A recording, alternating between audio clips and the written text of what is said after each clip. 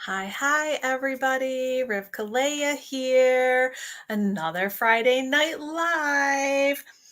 And I want to talk about boundaries tonight. But as always, I am not a doctor. I am not a therapist. I talk about things that go on in my life or the lives of my friends that they've given me permission to talk about. So, with that said, I was talking to someone the other day and we were talking about how things are so interconnected. And, every week I do try to show you how, the love languages may play in, how learning styles may play in, how self care plays in. And all of that is tied into setting boundaries. And with that, so I'm going to start a little bit with, what learning styles and how people may use boundaries with that. There are four different learning styles in case that they kind of break them down to if you don't know. And I know I've talked about this in the past. There's visual learning, auditory learning, the read write learning style, and kinesthetic learning styles. So visually, if someone wants to set a boundary, depending on what venue they're in. They may do it with like a diagram. We're talking like if it's a work boundary type thing, setting boundaries within for your coworkers or how work is actually performed within the company or your business or whatever. So you may have boundaries set and you do that visually with, a diagram. Auditory, that would be listening, hearing, that would be very clear communication. And reading and writing, you written boundaries, that would be, again, if you're talking about work, those would be your policies, right? Policies and procedures, that those would be your written boundaries.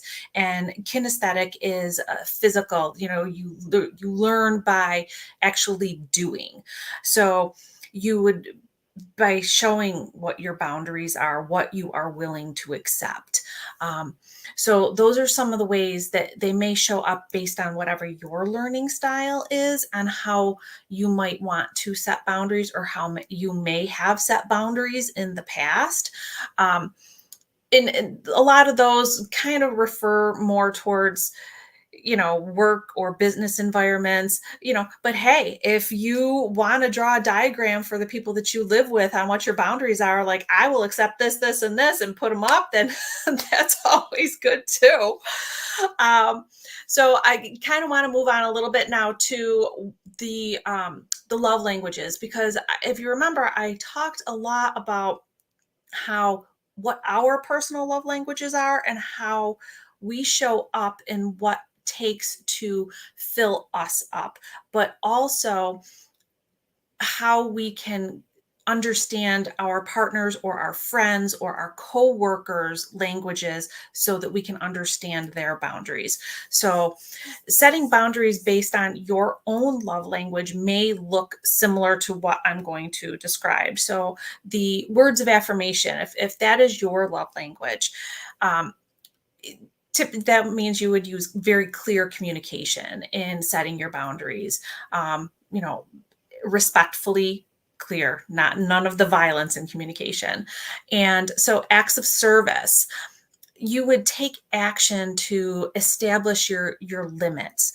And you that would be, because this is your love language and your boundary, that might look like you setting time aside for you. That's your act of service for yourself.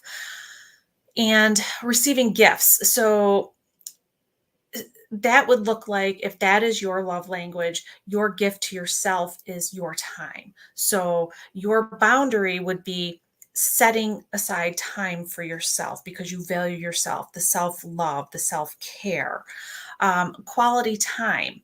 So, a boundary, if your love language is quality time, again, is prioritizing time for you, and doing whatever you need to do for you. So, that's your boundary, you're prioritizing that.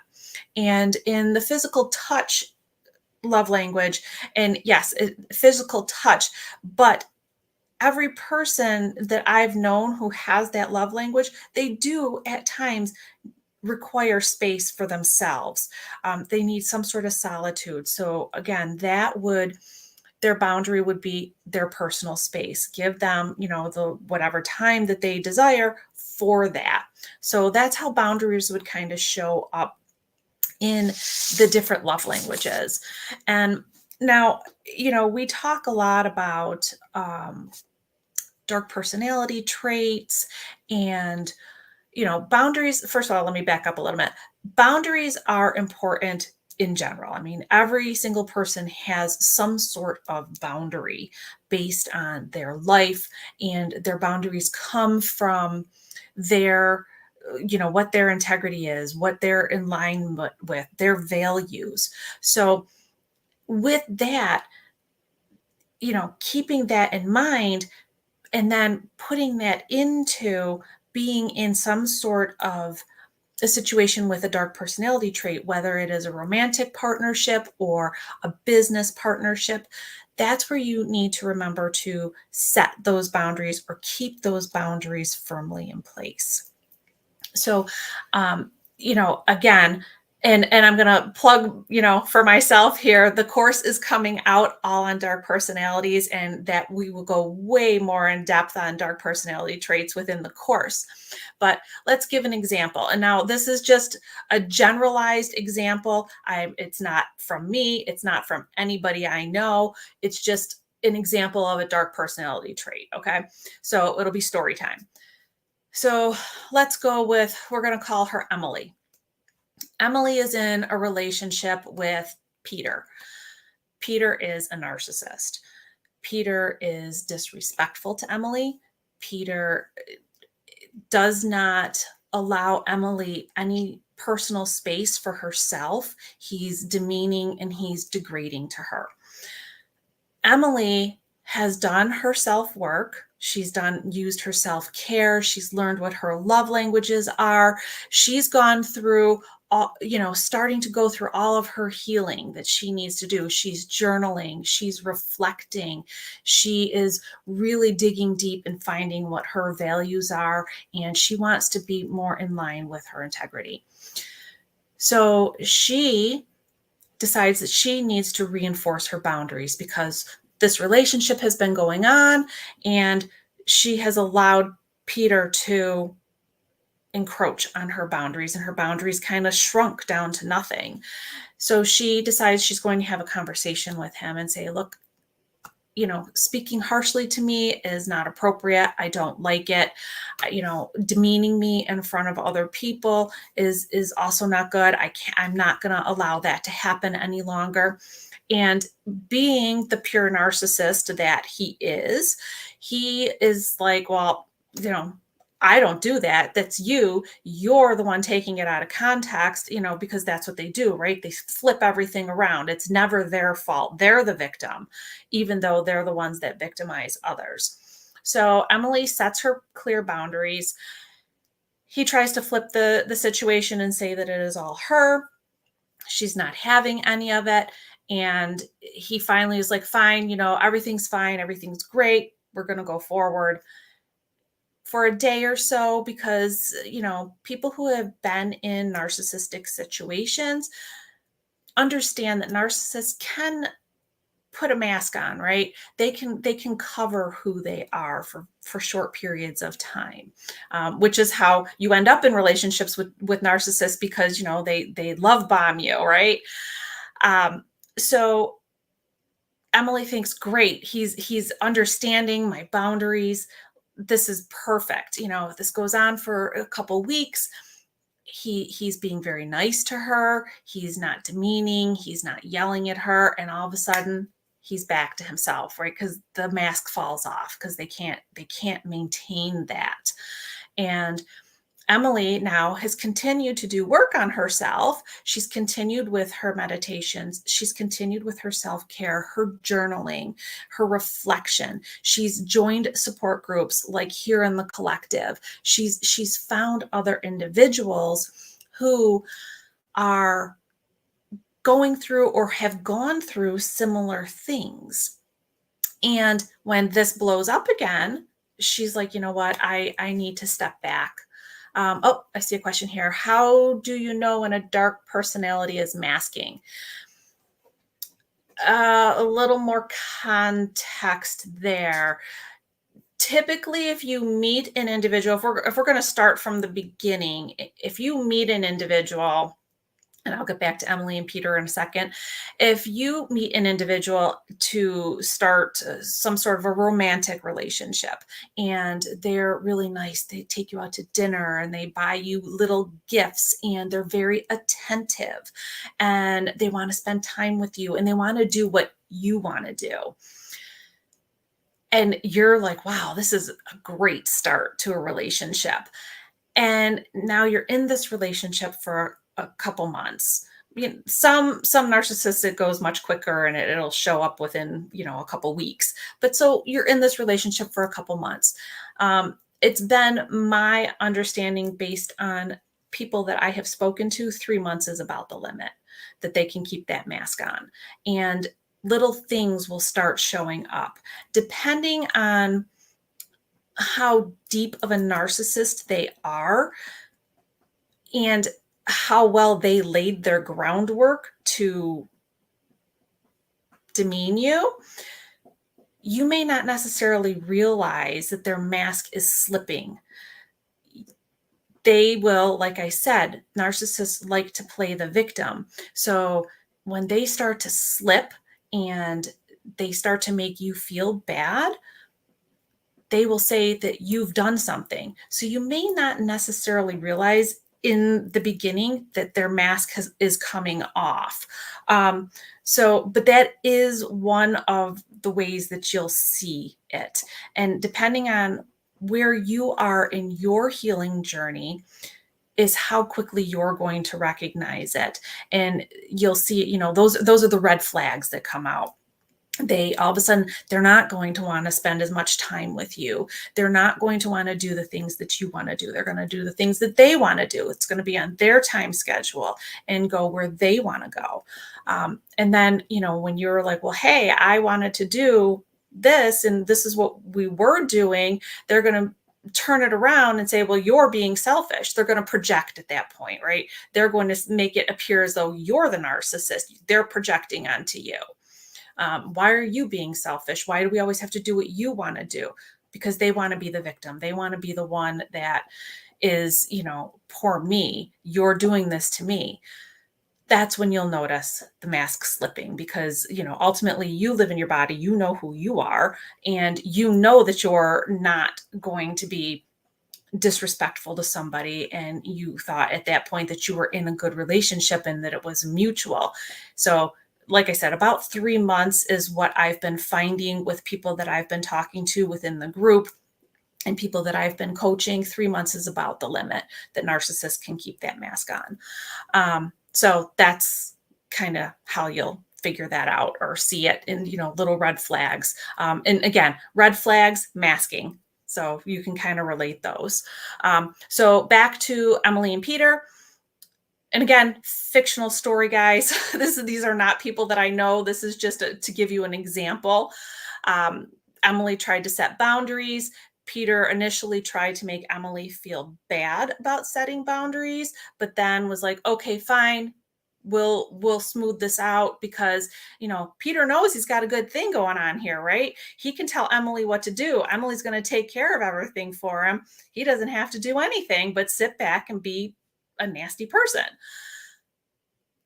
Couple weeks go by, Peter starts to slip. The mask is coming off. He's starting to snap at Emily again. He's starting to demean Emily again. They go out with some friends and, he says something pretty nasty to her in front of people. And she's like, oh, hey, red flag, red flag. I've been working on myself. I can see these things now.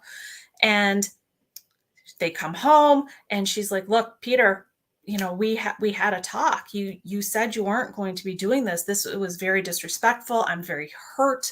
It's just not appropriate. And Peter is not willing to change. Peter, again, tries to turn it around.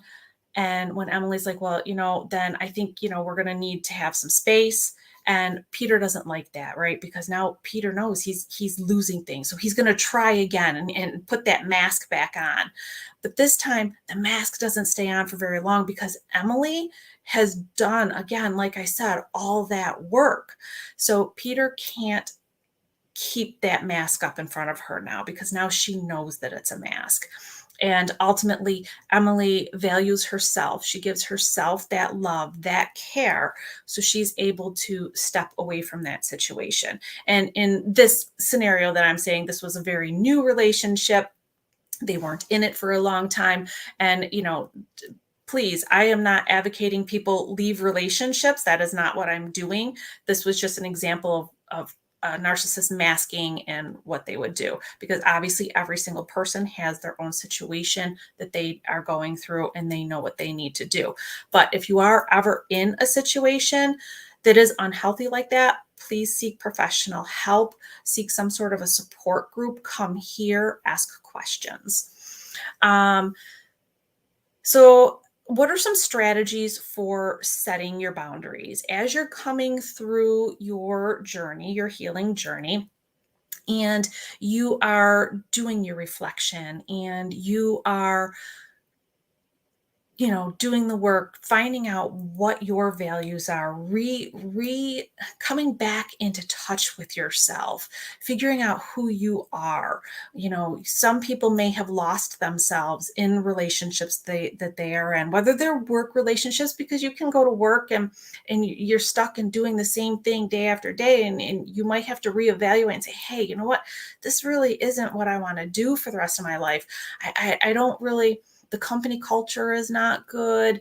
I don't really like what the company stands for any longer. So I'm talking about that in, work situations. And then again, if you're in some other type of partnership situation, reevaluating who you are. Hey, you know what? I really don't like the direction that this is going. So you're coming back into yourself. You're coming out of your head into your heart. You're reevaluating. So you then need to use clear communication, not the violence in communication that we've talked about in the past. You're not going to get nasty. You're not going to get upset with people, because you want to set very clear boundaries for yourself that align with what your morals are, what your values are.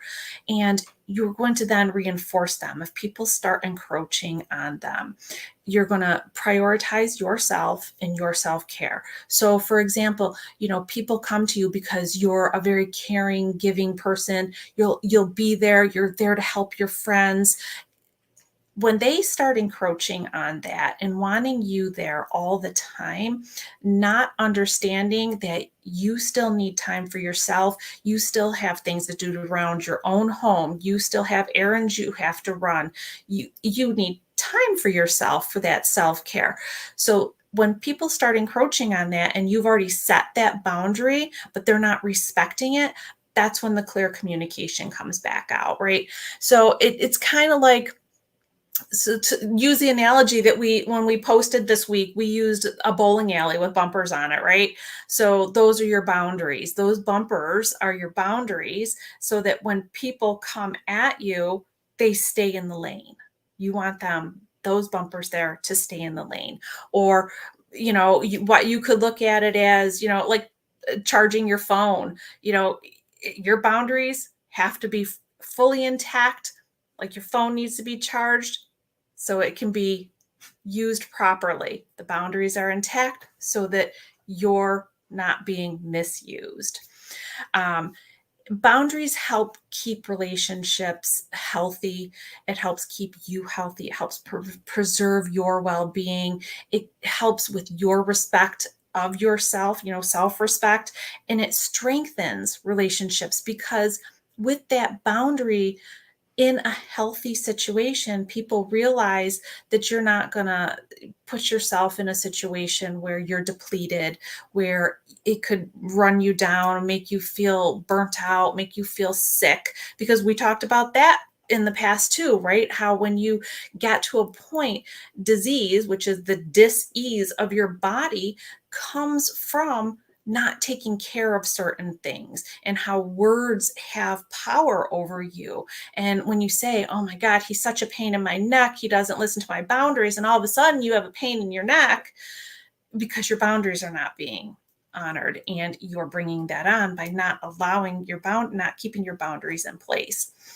So with the boundaries, again, preserving your well-being, respecting yourself, strengthening relationships, because people will respect you if you respect yourself, and if you respect yourself with the boundaries, they will respect you with that, and that helps with reducing your stress. So again, everybody, these are things that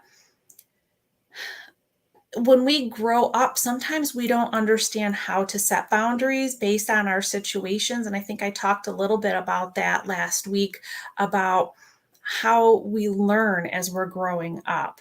And depending on your situations, who was there, what their boundaries were, that's where you model your boundaries from. So if you didn't have good examples of what boundaries were, you may not necessarily know how to set appropriate boundaries. But as you come through life and you meet other people and you see how things are done, you realize, hey, you know what? I do know what my boundary is in this situation, and you set that. And then that goes into boundaries that work really, really well with self-care and journaling, meditating. Those are things when you're self-reflecting that you can realize what your boundaries are, what you're willing to accept, and what you're not willing to accept. So these are all things that I like to reinforce with people to make sure that you're really clear on the boundaries that you will and will not accept in your life, and learning how to have those clear conversations with individuals who may be stepping over those boundaries. So I just wanted to do another really quick session with you guys this week. It's going to be another beautiful, beautiful weekend here in the Northeast. So I hope everybody has a fabulous weekend. And don't forget, when we get up in the morning, what do we say? It's a good day for a good day. So cheers, everyone.